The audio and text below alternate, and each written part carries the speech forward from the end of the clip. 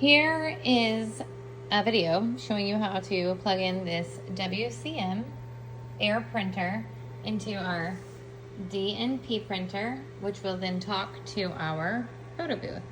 So there's a cord right here that will plug into the power that connects to the WCM.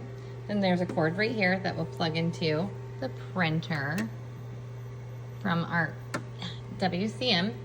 So there's two cords that go to the WCM, a power cord and a printer cord.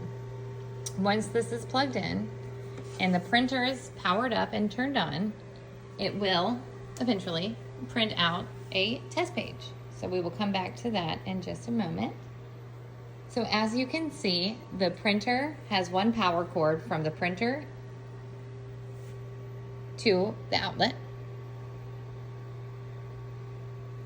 The WCM has two cords, one from the WCM to the printer and one from the WCM to the power source.